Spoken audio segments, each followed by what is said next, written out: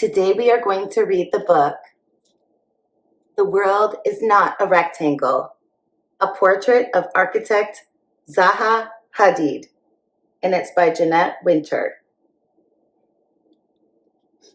Do you know what an architect is? What does an architect do? Do you know what these are?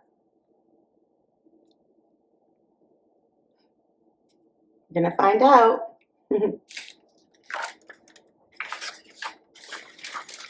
The world is not a rectangle.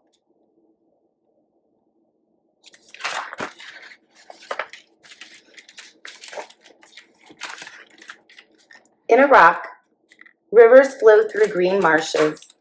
Wind swoops across sand dunes and through ancient cities. Do you know where Iraq is, the country? Let's go ahead and look at the map. Where is Iraq?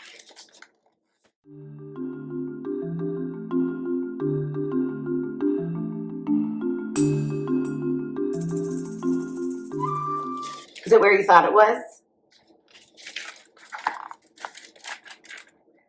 Zaha Hadid sees the rivers and marshes and dunes and ruins with her father and imagines what cities looked like thousands of years ago. By the way, do you know what a marsh is? It's kind of like a swampy area. So she looks at all of these things and wonders, what did it look like thousands of years ago? In Baghdad, that's a city in Iraq, where Zaha lives with her family, she dreams of designing her own cities. Zaha looks long and hard at patterns in her Persian carpet and sees how the shapes and colors flow into each other, like the dunes and the rivers and the marshes. Zaha has ideas. She designs clothes for herself. She arranges her furniture. She loves her mirror because the corners aren't square. There are no corners in the dunes or rivers or marshes. I like looking at patterns and stuff like that too. That's why I love these curtains, because I love the pattern. I love to kind of just look at it and can see some different things. So I love that seeing some of those things that interest her inspires her too. Zaha is a Muslim who attends Catholic school and loves math. So someone who's Muslim is somebody who practices the religion of Islam.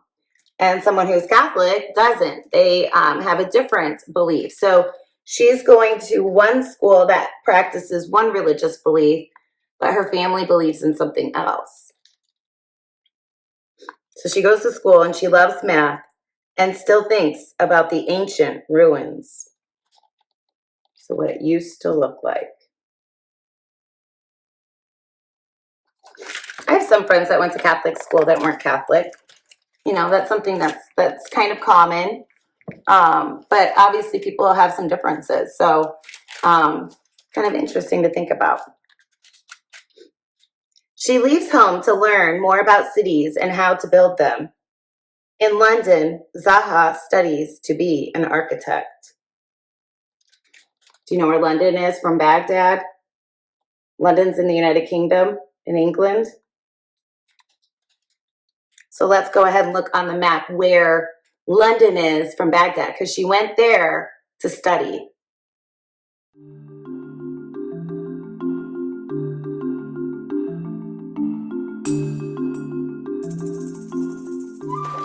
Do you think they're close or far apart? Definitely a long plane ride, or not as far as Baghdad is from the United States or from Columbus, but definitely not close for school, right? She had to fly. She fills notebooks with plans and designs. She makes paintings of the cities she sees in her mind. I love seeing the drawings and the artwork of my students that they create, the things that are in their minds. Zaha graduates with honors, rents a room in an old school building, and opens her own office, Studio 9. A few friends join her. They all work hard, night and day, making drawings and plans. We never sleep.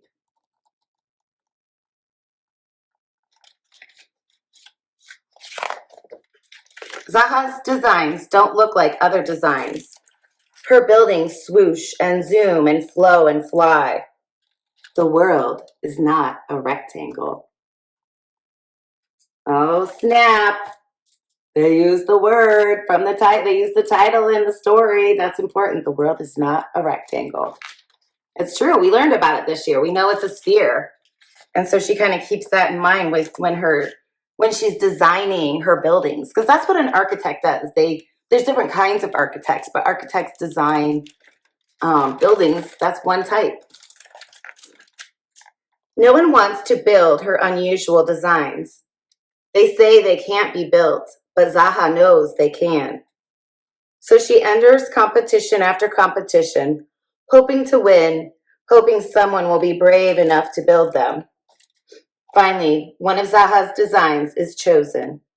The architect judges think her plan is the best.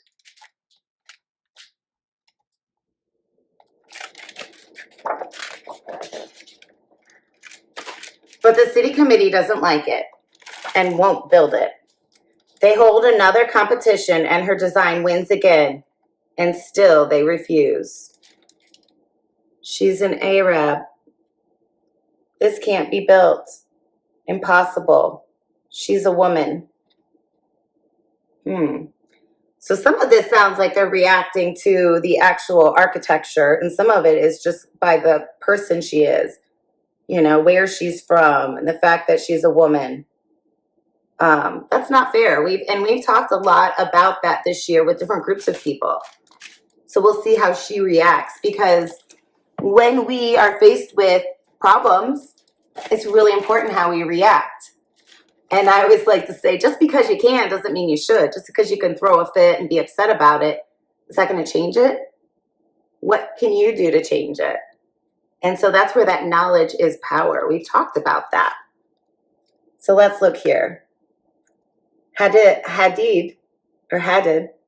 that's her last name, means iron in Arabic. And Zaha is strong as iron. She keeps working one plan after another. I made a conscious decision not to stop. So even though people said it's not going to help, it's not going to work, she didn't stop.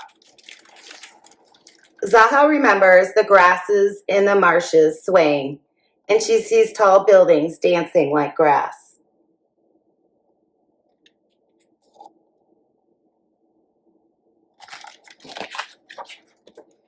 Zaha remembers the wind in the dunes and feels the blowing over and around and through her desert building.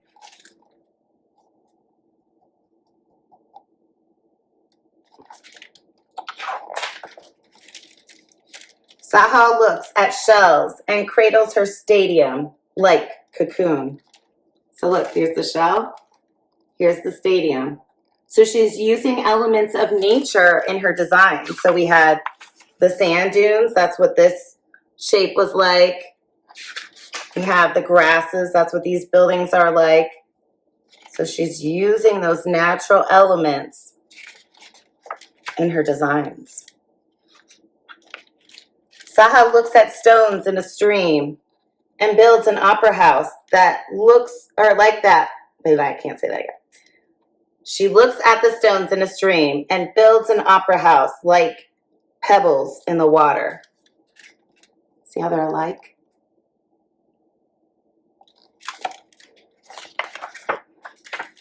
Inside the opera house, a singer is the pearl in the oyster shell.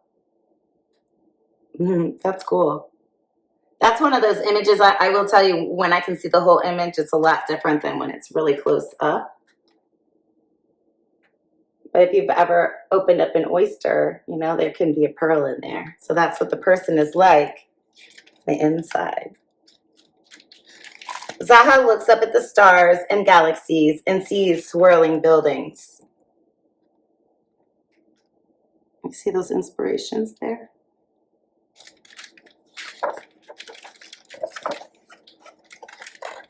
Zaha looks at waves and sees a bridge that moves with the water.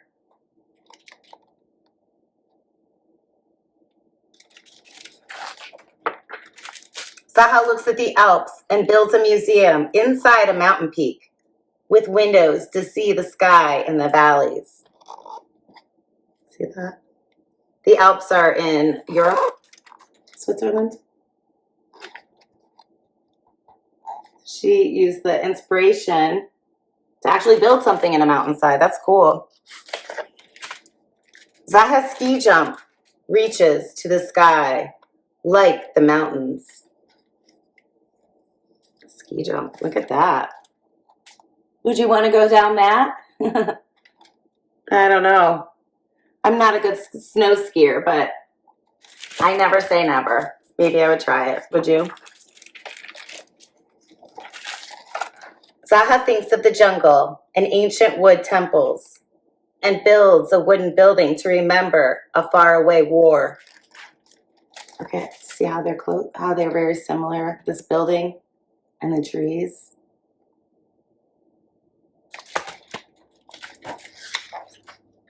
One by one, Zaha's designs become buildings all over the world. We do this so you can be in a simple place and feel good. Zaha is so busy now that every room in the old school building is filled. Over 400 architects work in these rooms, designing, planning, engineering, and making models of Zaha's visions. So that's a lot of people working together to try to make these drawings, these ideas that she has created. So there's a lot of other things that need to be done, lots of other people to help. But she obviously had those ideas from the get-go, from the beginning, so it's awesome. You should do what you like. Zaha designs a dollhouse and shoes and chairs. She designs a stalactite sculpture. You ever seen those? They're like crystal. Well, I don't know if stalactites are always crystals, but they come down from the ceiling, I believe, like in a cavern. And an iceberg seat.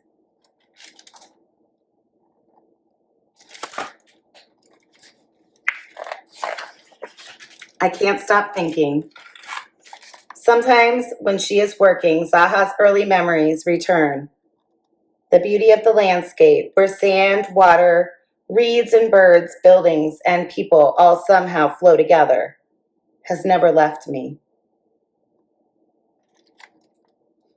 So those things that she knows and things that she's seen are what inspire her.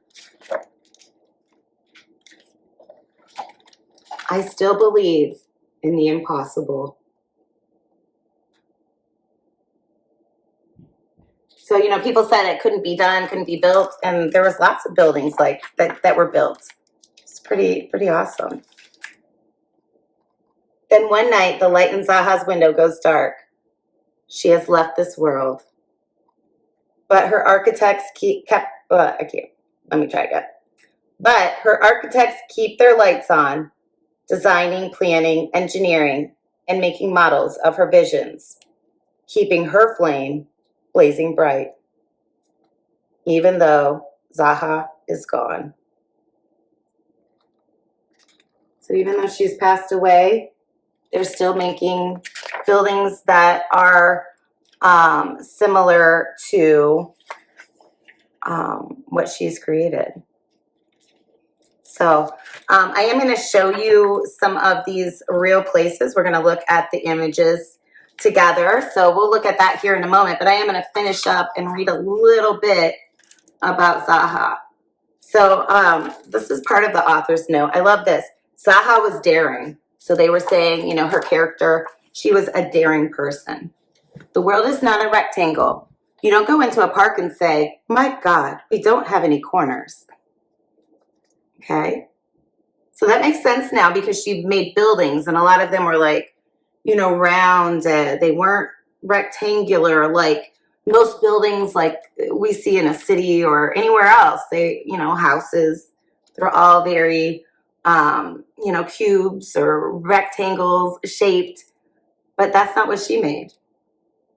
I love this next character trait. They said, Zaha was original. My work is not within the accepted box. Maybe because I am a woman, also an Arab. So she owns it. Some people didn't want to accept her because of those characteristics, because of who she was, things that she couldn't help, like her religion, the fact that she was a woman.